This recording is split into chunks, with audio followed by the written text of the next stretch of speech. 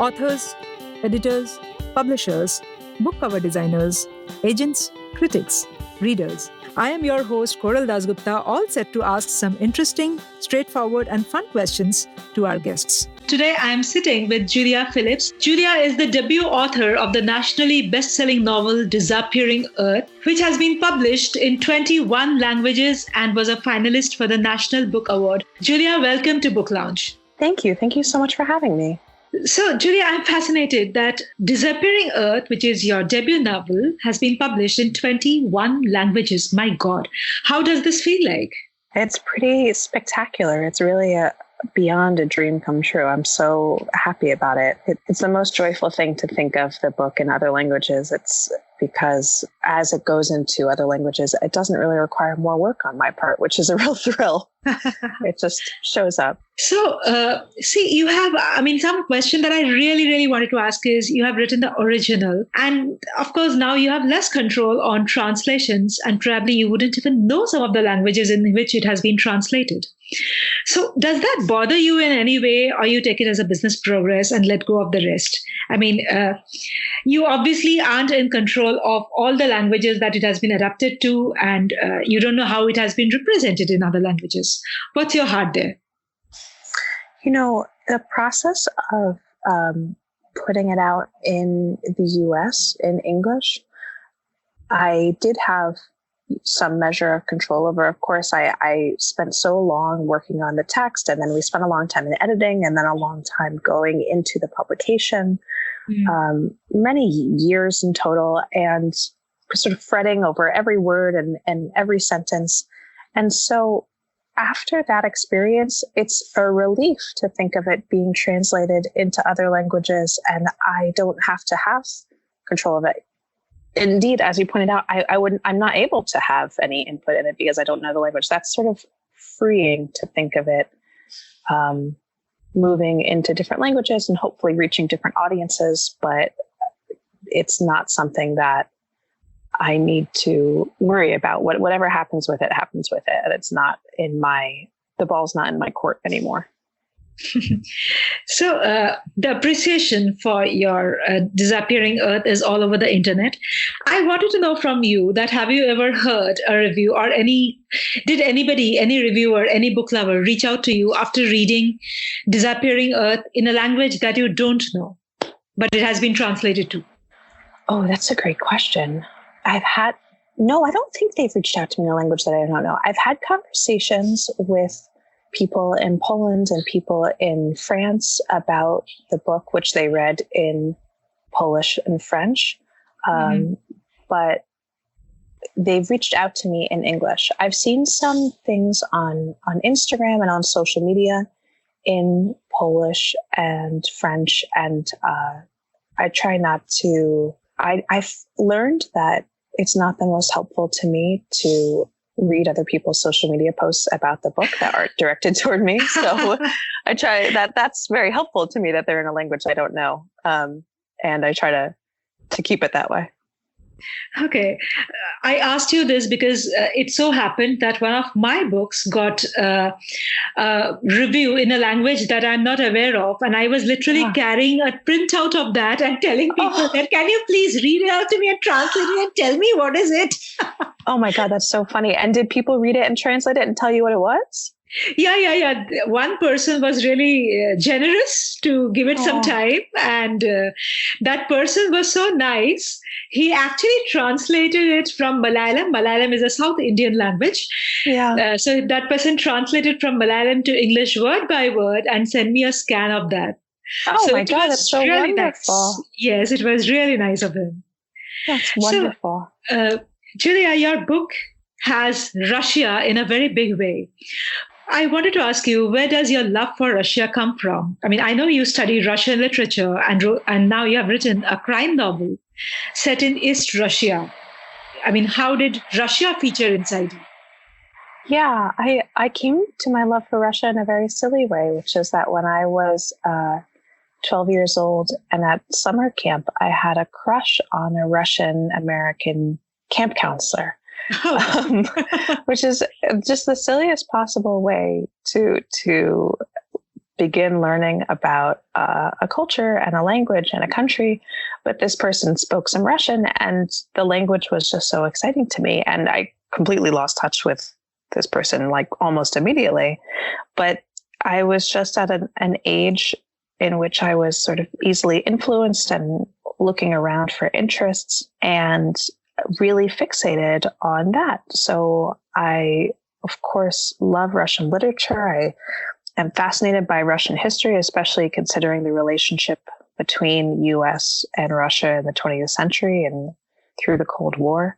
And I love Russian language, which I studied in university, and then had the good luck of studying in Russia itself for a while. And that was really an educational and fantastic experience. What you said is such an inspiration, because there are so many people who look for this kind of romanticism. Whether it culminates or no is a different story altogether. But then this sounds like a beautiful, beautiful journey, which may have stopped, but then it must have had its own beautiful memories. And you have written a book out of it. Oh my God. Isn't that so funny? Yeah, it where the book wound up is very far from where summer camp started. But of course, but then it does has some impact somewhere, right? Yeah, absolutely. So in general, and this is not about disappearing Earth only, but do you think the geographic location plays an intense role in storytelling?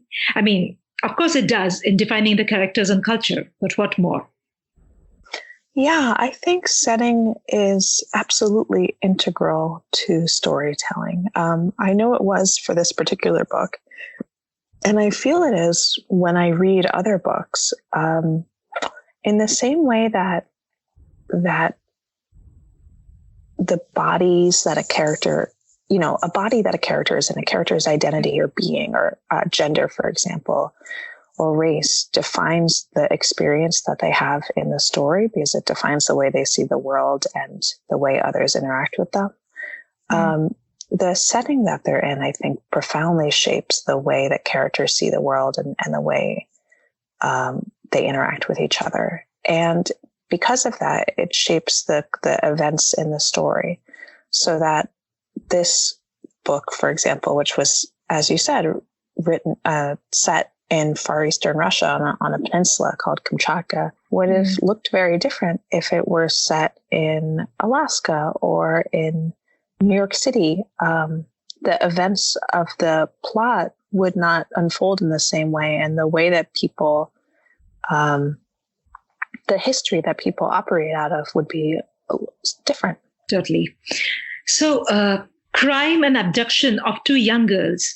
Is this a story you wanted to tell? I mean, does it just stop there, or there is somewhere rooted? It is somewhere rooted in something that you have seen around in reality. I mean, as an individual, are you trying to say something to the world on crimes against women and children? Yeah. So the book is, as you say, about the disappearance of these two young girls, and then the investigation of that crime over a year. And I wanted to tell this story because I am fascinated with stories of violence, especially violence against women, certainly in media. I like to, that is, in fiction. I find myself drawn to TV shows and movies about these cases. And then I'm also fascinated by that in the news, in these real life cases. And after a while of consuming stories like that, you begin to wonder, what is it?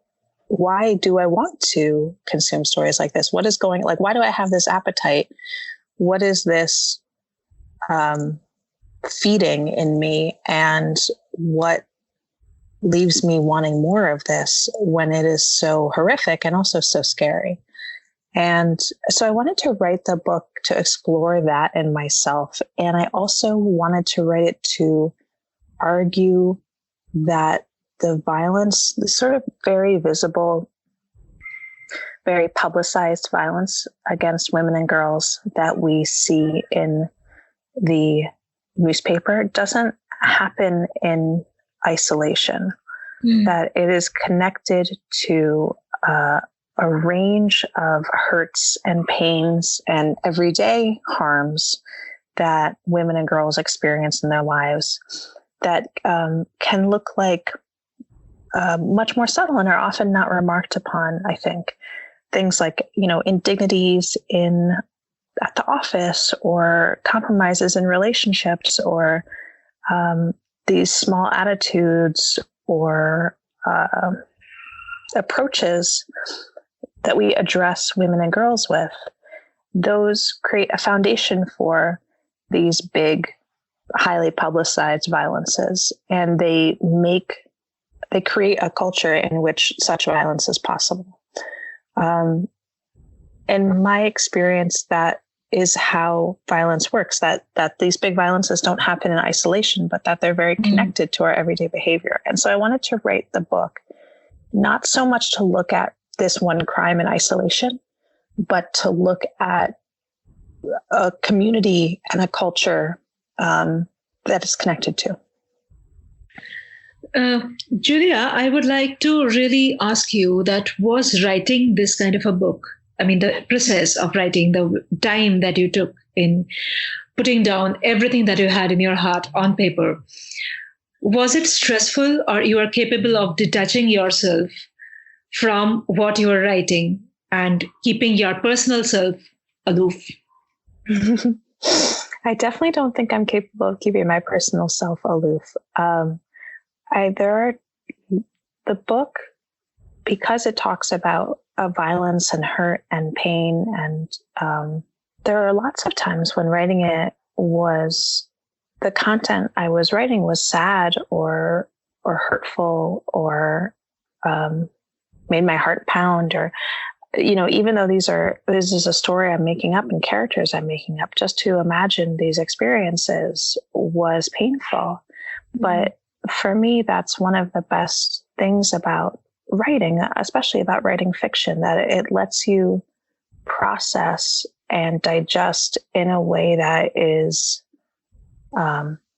safe the painful reality of everyday living. So I think all the situations that characters encounter in this book are situations that people encounter all the time in real life. And it makes me feel lucky and happy to be able to explore those experiences in my own life or in my friends' lives or in my community's lives through fiction, in a way that helps me better understand them or better appreciate and take the time to look at what's going on. True. So given that this is your first book, though you have had rich engagements with the literary world before, how was the journey you had while placing yourself with a publisher? I was pretty blown away that the journey I had placing myself with a publisher was quite miraculous and quite fast. I felt like it felt like a real Cinderella experience to me. Like all of a sudden there I was at the publisher of my dreams. It felt like a miracle to me. I worked on this book I first proposed this project and started developing it in 2009, and I finished the manuscript in early 2017. So It was certainly a long process. And I had the enormous luck of meeting a woman who really, didn't know me at all and is a very successful author. We just happened to meet by chance. And she said, you know what, why don't you, whenever you're ready, let me know and I'll pass on your manuscript to my agent. So when the manuscript was ready on my end, I let her know, fully expecting that she would, have come to her senses by then and say, no, this is ridiculous. I'm not going to do this. But she passed on to her agent, and her agent took it a week later and sold it to a publisher a month later. And it was just so miraculous. I could hardly believe it. I could hardly sleep. It was so exciting. And then my experience with the publisher themselves was really very wonderful. I felt like they I still feel that they care for the book and care for me and want to do what is best for it and support it to become its best version.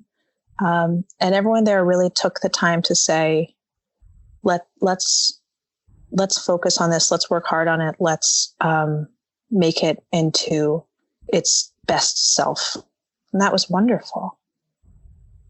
Oh, so awesome to hear that.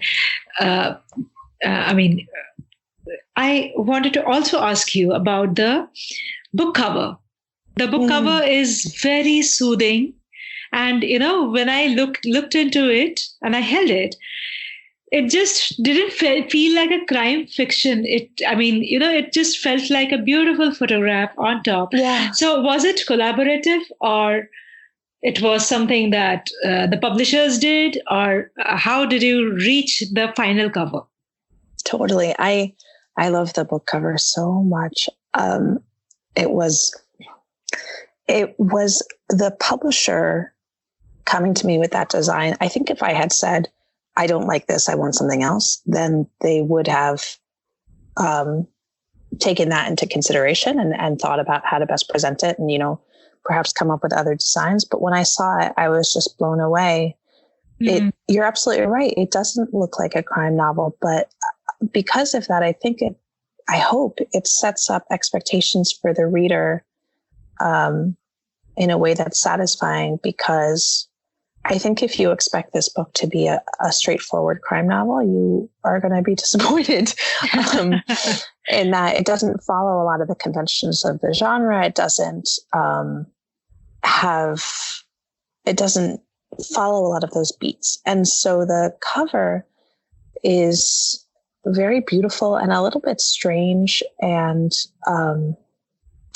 it's a little weird, and I love that weirdness, and I think it speaks to some of the weirdness in the text itself. Yeah, I felt that the book makes you cry more than making you scared. That makes me happy, actually. Yeah, that's true. So, Julia, how finicky are you with words, punctuations, language, and sentences? People often make fun of us, the authors, saying that we are capable of losing sleep over a comma. Does that happen with you? I'm definitely finicky over words, language, especially punctuation. I find I was a freelance proofreader for a long time. The whole time I was writing this book, I was a proofreader, and I still find myself very preoccupied with grammar and usage and punctuation. That being said, I try to, especially in my earlier drafts, I try not to think about language and sentences at all.